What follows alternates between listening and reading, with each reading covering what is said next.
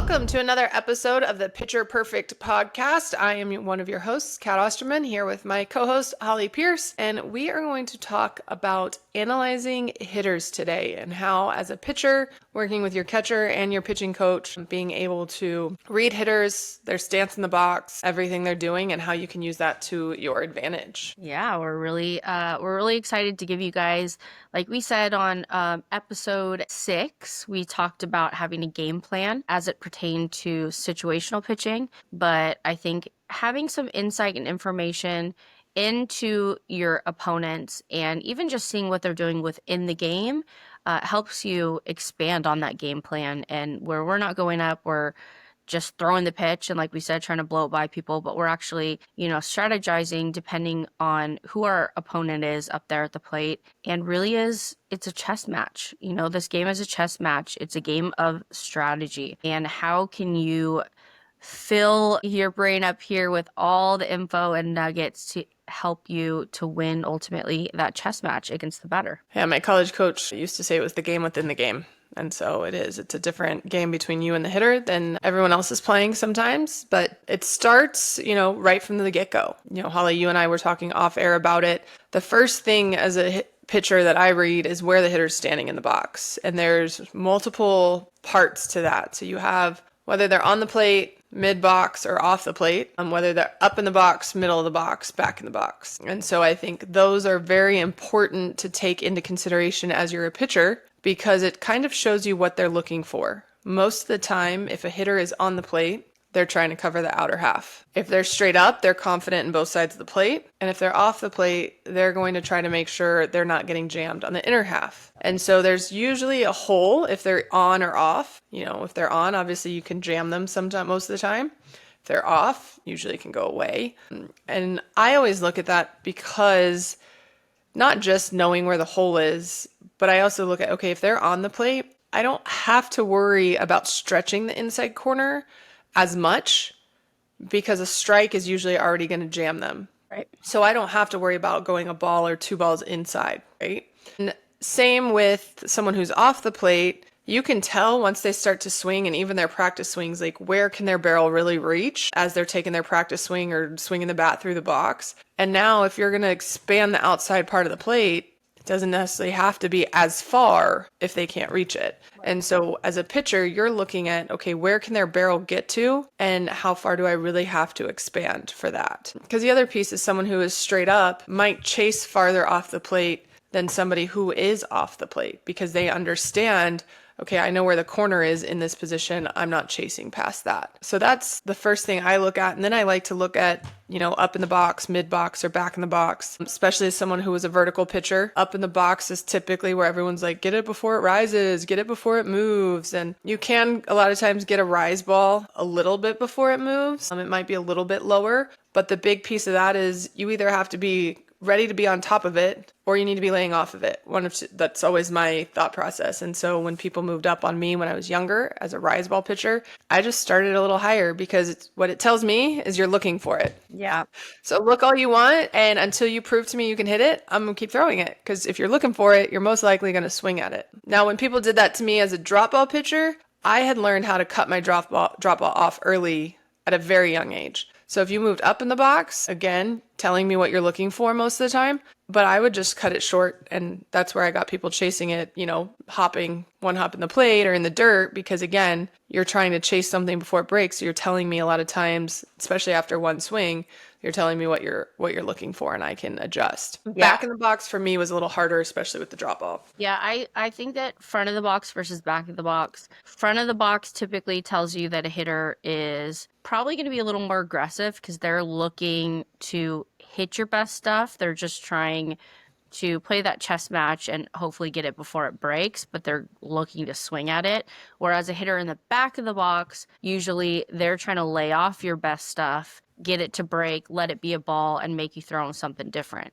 Now, my thing about hitters being in the front of the box with a rise ball, and what I tell hitters is I'm not a proponent for being in the front of the box, first of all. Rise ball, regardless of where it's at, it still has that upspin, right? So it's more likely than not still going to kind of spin up off the bat. But the other thing about hitting a rise ball as a hitter in order for you to hit an up pitch, you have to get your barrel out. Like, you can't hit a rise ball back here. You got to hit that rise ball out in front. You got to barrel it up in front of your body, which it's a lot harder to do that from the front of the box, especially if you've got a rise ball pitcher that's got a little bit more zip on the ball.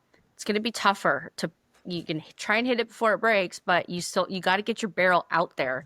And that's tough to do from the front of the box. Well, I agree. And I think back of the box, it's similar. While you have the opportunity to be able to get your barrel out for a rise ball, now you're talking about getting it at its highest point, right? So I know Scott a lot will tell our hitters to get in the back of the box and look down. So now if you're moving the back of the box when a rise ball is at its highest point, you have to be disciplined enough to know you're not looking for that. I don't know anybody that sits in the back of the box and looks for the up pitch, because now you're getting it as it's moved, right? I said back in the box early in my career made me struggle. I still remember UCLA was the first team. They all put their back foot on that chalk and they forced me to throw the drop ball up in the zone. And I was able to do it, but I wasn't consistently comfortable with it, especially my freshman, sophomore year. And so it took me a while to be able to adjust to say, okay, like like I said, I knew how to cut it short. So if you moved up and tried to get it before it broke, I guess would be the right. But if you moved up to try to get it before, I knew how to combat that. I didn't know how to combat when they were behind the plate, because now you have to throw it an extra 8-10 inches, right? Like there's more plate back there that you have to cover when they're back in the box. And so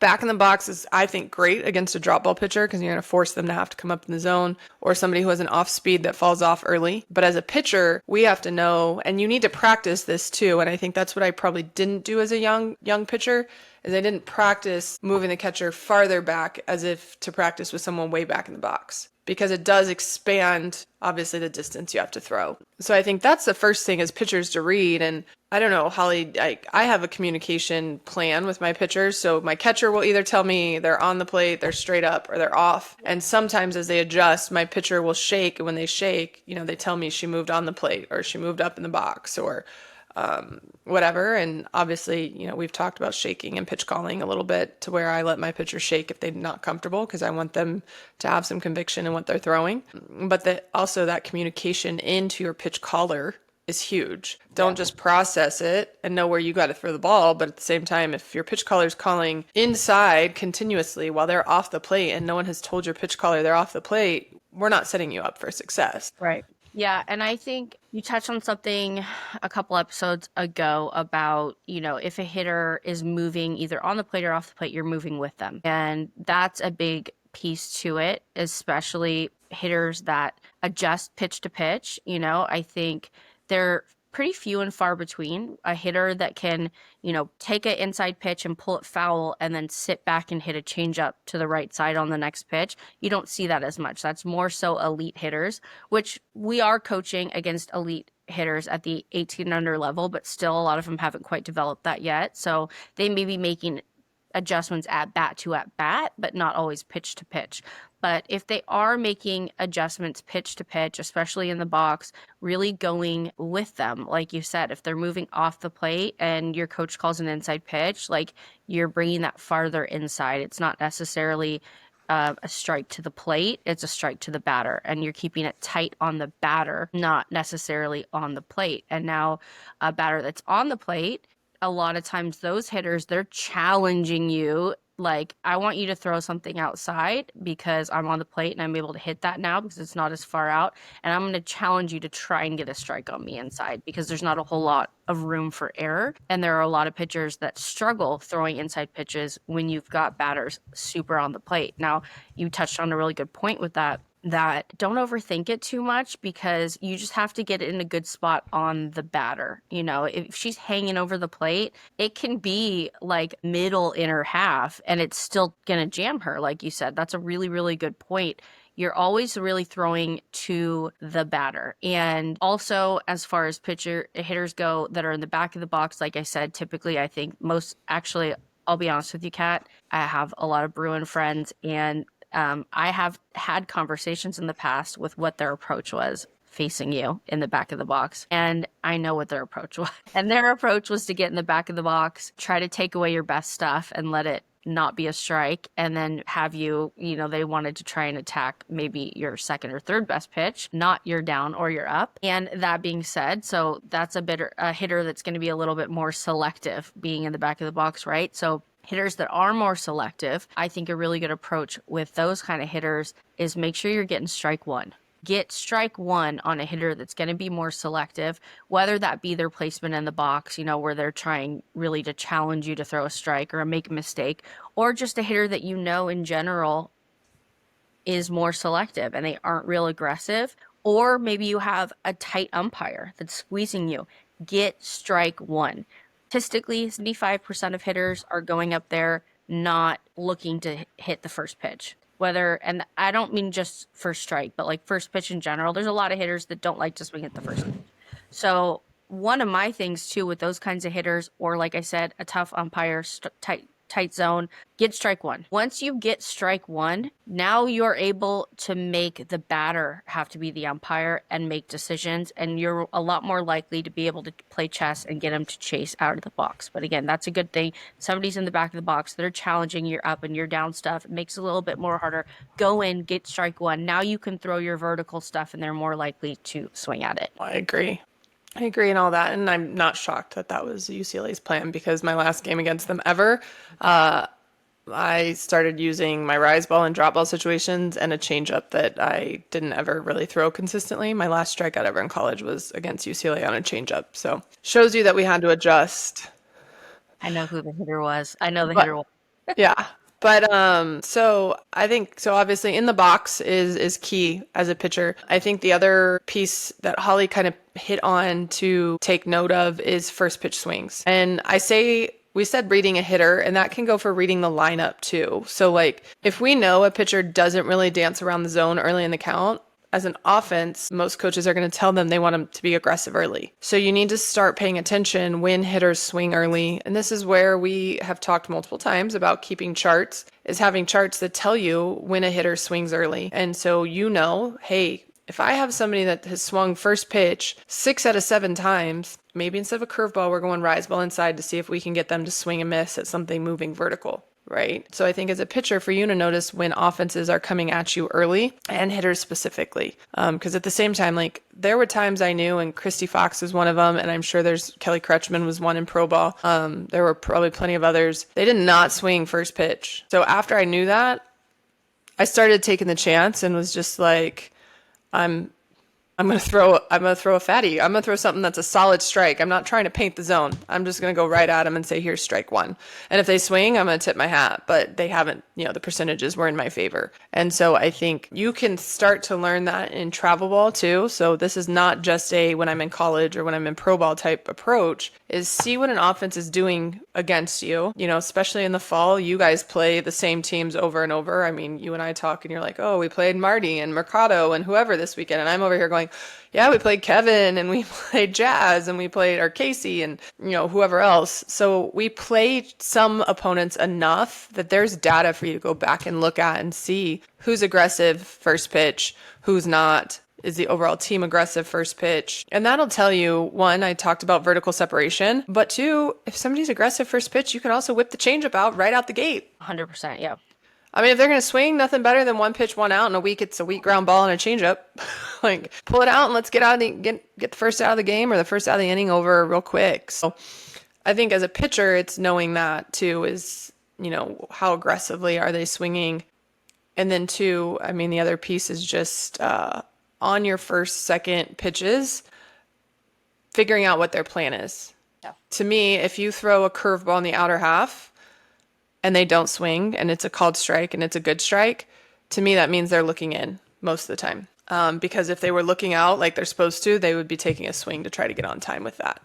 And vice versa. Or at the same time, you throw from a righty a screwball or a backdoor curve and they swing, they were probably looking middle in. That's probably their plan. So you can exploit that by going vertical, or you can exploit that by going away. So I think it's making note of what they do on first pitches or early in the count that can help you figure out your game plan, but also the game plan they're trying to implement. Yeah, I really like that point. And, you're going to at the elite levels, almost all hitters are going to have a plan. I think one of the other interesting things to point out and to analyze about a team is I like to try and figure out, does each individual hitter have their own plan, or does the whole offense as a team have a plan? Because sometimes you'll face teams like we mentioned with UCLA. It's like it was pretty clear that their whole team had like one connective plan against you. And pretty much all the hitters were trying to do the same thing, set up in the same part of the box. So does the whole team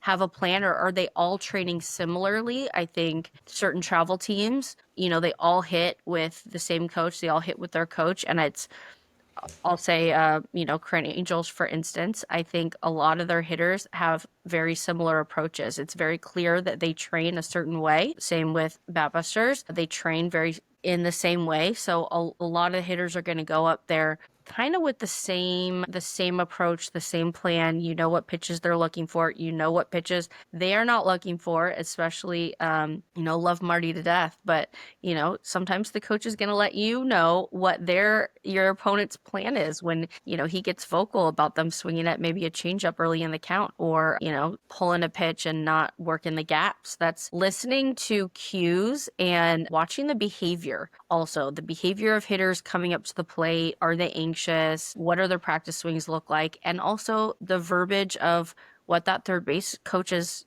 saying, because a lot of times they're going to give you information. The game screams information if you're listening for it. And a lot of times that third base coach is going to kind of tip what their approach towards you is. And you can always use that information too when you're setting up that chess match. Yeah, I think one important thing you hit on was changeups and what their approach is to that. Because there will be a lot of, especially travel ball coaches, that'll tell people to spit on it and not worry about it until you have 2 strikes. And so if you know that, one, you can throw it to get ahead if you need to. But 2, with 2 strikes that they're going to have to try to foul it off. It doesn't have to be a great pitch. Like now they're going to have to figure out how to combat it, and you don't necessarily have to throw it in the zone. Plus, they're not going to really get timing on it if they're just going to be taking it. So I think that's huge. And I laugh because yes, obviously Mike Stith and Marty Tyson teach their entire rosters hitting. And so you can adjust your philosophy and almost, not all the time, but almost apply it to the whole lineup. And then you have ours who we don't all hit together and train together. So you have just take a bag up and shake it. And one hitter can be one way and another hitter can be another way. But I think that's why we say notice the lineup, but also make sure you're paying attention to individual hitters, because if they don't all have the same swing or learn the same way, you have to be able to adjust hitter to hitter. We have some that are really good at going with pitches, and then we have others that are pull happy. And, so you have to know, okay, this person, I watched her play, her swing looks pull happy. And that leads me to my next point is watch their swing. Like you can tell a lot from watching on deck, but also their in-game swing. So if I'm a pitcher and we are in the first base dugout, if I'm not in the game, I'm watching every right-hander swing and seeing what I can learn. Because you can see when they stay in the zone long enough to cover both sides of the plate. And you can tell when their body goes and they're primarily going to be a pull hitter. Doesn't mean they won't occasionally go with a pitch. It's possible. But most of them will show you what their tendency is. Not to mention just what they chase against another pitcher. But watch swings and see where their hands go. See where their body goes. See if they're on their front foot. I'll use the example. Jolie Mitchell just finished at Texas. She is very much a front foot hitter. So can you get her on off speed? Yeah. Sometimes, a lot of times you can. But if you show it enough, she will also adjust to holding her hands back while she's on her front foot and flick it and be able to drive it. So I think it's a chess match, but you have to be aware of what a hitter's doing and what pitches can work in your favor too. Because again, front side, a lot of times if they're too far out there, the rise ball is going to be effective unless they keep their hands really high. But pay attention to their swing while you're pitching. And this goes back many moons ago, but the first World Series we were ever at, first game, I gave up a solo shot. Maybe it was a 2-run home run. No, it was a 2-run home run to Danielle Gomez, from Louisiana. And I remember the pitch before, she swung over a rise ball that was like right here. That is not easy to do, and that means we're hunting rise balls and we're keeping our hands high. And I remember thinking we shouldn't throw a rise ball again, but we did, and she hit a 2-run home run. And that's when I called my catcher and I talked. I said, she swung over the one before that. We shouldn't have thrown that again. And yes, I had the wherewithal to shake, or I had the ability to shake. I didn't. First World Series appearance. I'm nervous as all get out. I'm already shaking like physically because I'm nervous. Now the home run made me check in and get back to normal. And we ended up winning 3-2. We hit 2 home runs ourselves. But I remember seeing her swing over and it was like, dang, I should have said something. And so as a pitcher, you can know that too. Like if someone swings over a rise ball, we probably don't want to go there again. Yeah. And if you feel like they just missed, like almost barreled up a curveball, you can shake or change the spot of it. But make sure you're being aware of the swing as you're pitching. Yeah, I think that's a really good point about changing the spot of it for our pitchers out there that maybe don't have as much say or don't feel comfortable shaking pitches that, we've talked in the past about, not really liking the term wasting pitches, but definitely get that ball out of the zone. If you know that your coach just called something that you're realizing like, oh, that's about to go right into her swing plane, or she just missed that last one, like don't throw it for a strike. You can still throw the pitch they called, but don't put it in a spot that it's able to get barreled up. Like get that thing out of the zone, or whether it be up or down or dirt it. Like if it's a changeup or a drop and you're like, oh, she just missed that, get it out of the zone and don't put it on a corner or in a spot that you're throwing it right into their strength that you have just recognized. And I think a big part too with analyzing hitters, we talk about swings. I like to look at, and we talk about on the range and as well as on firecrackers, we really look at their stride and like what their hips are doing. Because I think a lot of people talk, like, let's say parents are hitting coaches, how many times do they say, oh, your shoulder's flying open, your shoulder's flying open? Okay, yeah, but usually it starts with the stride. Like they're striding that way, and that's what's pulling their body that way. So their stride's also going to tell you a lot. So if you've got a hitter that is striding open, what does that open up? Usually that low and away corner, something outside. What does that mean what kind of pitch are they going to be able to hit well? A hitter that strides open, usually like something down and in, they're going to be able to drop their barrel and get to. Now, somebody that's striding closed across their body, more often than not, they're going to struggle on an inside pitch. Now, that's not across the board like every single person, but typically, more often than not, that stride is going to expose some kind of weakness with what their body's doing and where you can locate the ball. And that really, again, going to body also with their hip turn. A lot of the programs like Mercado or some of those like power driven, like trying to get home run type programs, you've got a lot of hitters with a full hip turn. We like to look at full hip turn hitters versus like no hip turn or more like neutral hip turn hitters. A full hip turn hitter is usually looking to drive the ball out in front of the plate, maybe lift something. Do they have that launch angle? Are they trying to lift the ball? Hitters that have like a launch angle that are trying to hit, usually that's going to expose something up in the zone for them. That's going to be tougher. They're going to be better on lower pitches if they're trying to lift something. Full hip turn, they're trying to get something out in front, which means that, those power-minded hitters also, a lot of times that's going to open them up for the off speed, because in order, to hit the ball out, occasionally, yeah, you're going to see oppo home runs. It's not like it doesn't happen, but most home runs are hit out in front of the plate, right? There's either they got a leg kick, got that big swing, they're starting their swing early, and that's going to open them up more so for an off speed. Just seeing like what is their mindset. Are they a punch and poke type hitter? Are they a power hitter trying to lift the ball? Are they making pitch to pitch adjustments? Are they making at bat to at bat adjustments? Are they aggressive? Do they look nervous? Like there's so much information, like I said, that the game screams information, and it really is about just creating awareness, whether you're on the mound or you're the pitch caller in the dugout. But I love charts, and we keep charts. They're super, super important, but make sure that you're not that type of coach too, that your head is down at your chart the entire time, where now you're missing information out there on the field.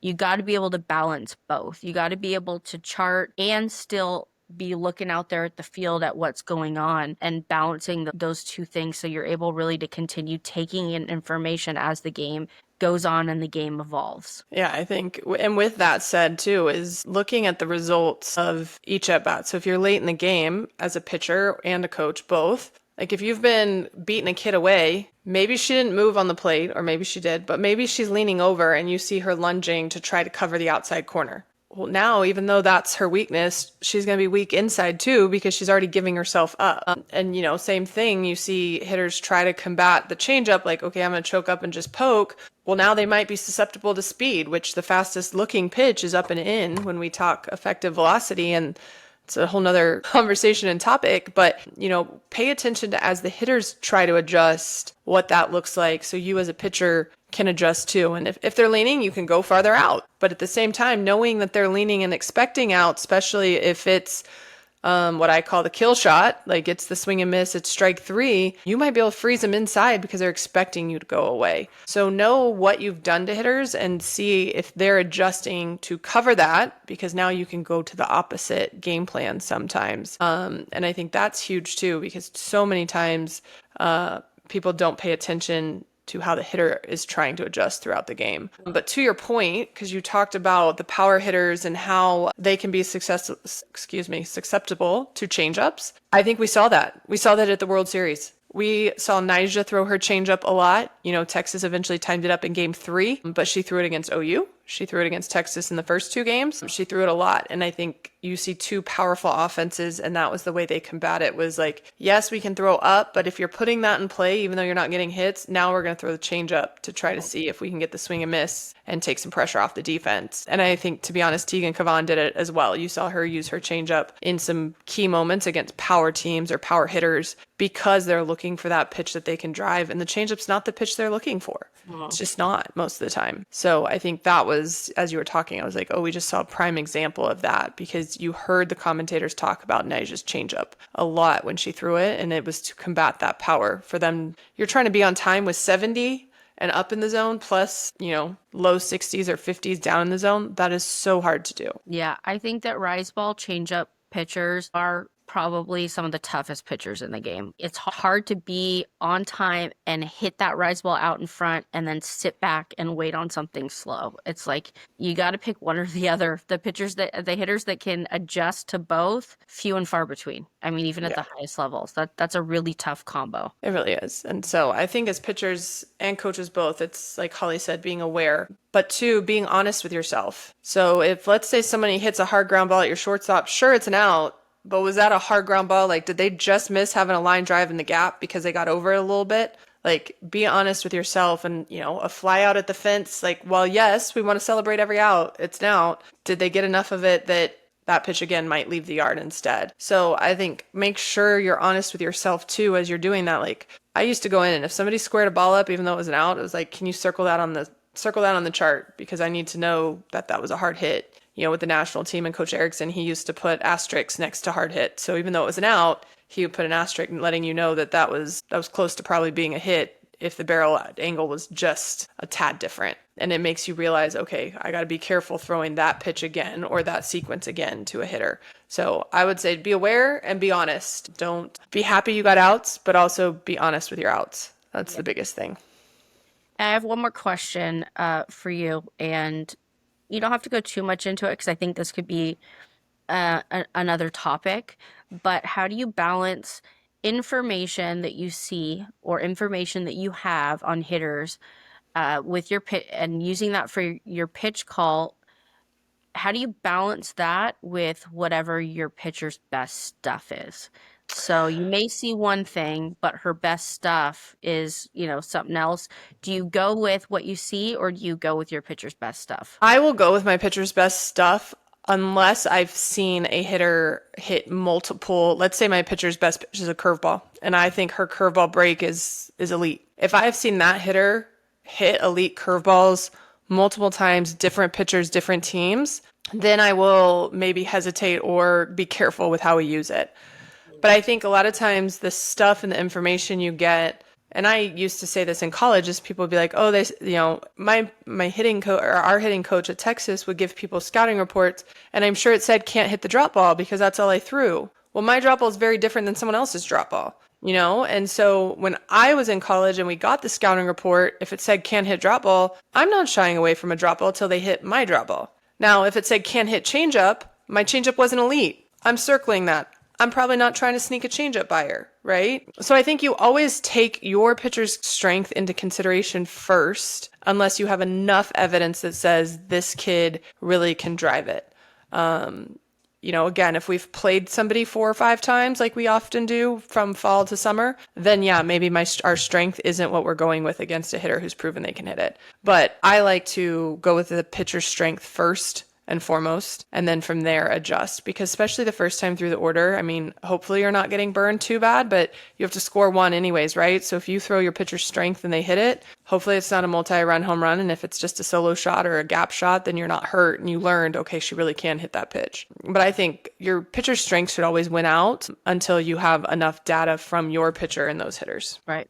And I think that, you can use your pitcher's strength as a kill pitch and use the information that you have in the chess match to maybe set that up or get the hitter to 2 strikes. So an at bat can be kind of a combination of two, right? It doesn't have to be one or the other. You can be your put out pitch is your pitcher's best stuff, while the other pitches throughout the at bat maybe are a little more strategic based on what you see. So it doesn't only have to be one or the other. Yeah, 100%. I mean, I'll use an example, Taylor Schumacher. We played Stith in Colorado last year. I had Cambry Krager throwing. Krager is not a great rise ball pitcher, but I knew if we had it set up right, the likelihood that we got Taylor to pop up was great, and we set it up right. She had a foul ball that was barreled up, but it was foul. But hey, that's what we were trying to do, was to set up the up and in next, and then we got an infield fly. And to start off the game and retire her, that's momentum for us. And so we were able to use our strength. And even though she felt like she probably oh, I just missed that, I'm just a little bit, barrel angle or a little bit late. We didn't go back there, even though that's our strength. And so I think you can do both. You can definitely merge your pitcher's strength and a hitter's, I don't want to say weakness, but where a hitter's hole might be in order to come out with the outcome you want. Yep. All right. Well, thank you guys for tuning in to another episode of the Pitcher Perfect podcast. Hopefully you learned a little bit about reading hitters and how that can be to your advantage. Make sure you're doing that while you're in the circle. Also, when you're on the bench, you can learn so much from watching your fellow pitchers throw and being part of a staff, because you never know when you're going to be your turn to jump in there. But thank you for tuning in. Like, review, subscribe, share with a friend, all the things. But Holly and I will be back with you with another episode, and continue to tune in weekly. Thank you.